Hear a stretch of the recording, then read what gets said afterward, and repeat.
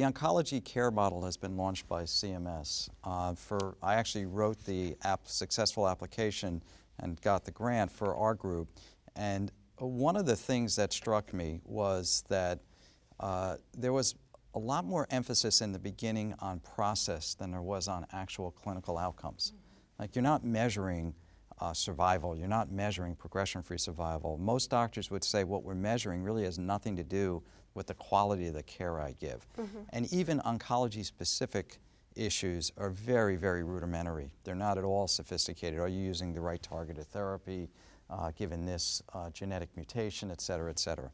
So I'd like to discuss the OCM model with both of you, but I'd like you also to put a little bit in the context that oncology, unlike other fields, is evolving so rapidly, and we're learning so much, and care and actual care processes are changing, where it would have been a nicety if you're an academic center 5 years ago to get a genomic profile on a tumor's lung cancer. Now it's medical malpractice if you don't. So what are some of the requirements under the OCM model, Brenton? I know that you've worked on this. Yeah, I've worked extensively on the OCM, and they break it into kind of six buckets of requirements to be eligible for the program. So to be eligible for an additional per member per month payment and eligible for shared savings in addition to the baseline fee for service. And those requirements, there's three that a lot of practices are doing already today. One is having an ONC certified EHR. Two is having 24/7 access to a clinician who has access to your medical record. Many oncologists take call on the weekends and already have that system in place. The third being a broad category of patient navigation. And within that, there's several different layers of assisting with transportation, assisting with interpretation services, and other things. And then there's a whole other three that are fairly new to a lot of practices. And this has to do with quality measurement. As you mentioned, there are quality measures that may or may not be measuring true outcomes, but there's 13 sets of practice-reported quality measures. There is a 13-point Institute of Medicine care plan that every patient in the program has to be made for. And then the third piece is there is a requirement of guideline adherence and documentation of reasons for when patients are going off of that guideline. And so those three pieces we've found practices having to install a lot of new practice transformation, whether it's people or technology or frankly both.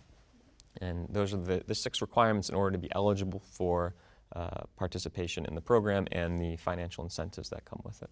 Yeah, no, I think that's a good summary. So I'd like to ask you a question from your perspective as an economist. Again, looking at the role of the payer, either the government or private payers that are all overseen by various agencies. When it's CMS, it's Congress. When it's a private payer, it's usually the Department of Insurance in a particular state. So obviously, reimbursement affects behavior. That's the whole reason we're changing reimbursement. But how do we assure the citizens of the United States and our patients that these changes are for the good clinically? You know, patients come particularly to cancer doctors for one fundamental reason. They don't want to die of their cancer. And how do we assure that as we're doing all these things, that if we're not measuring the true outcomes that matter, that we're not, in fact, maybe we're saving some money, but who's responsible if we go down a road that saves some money, but outcomes aren't as good?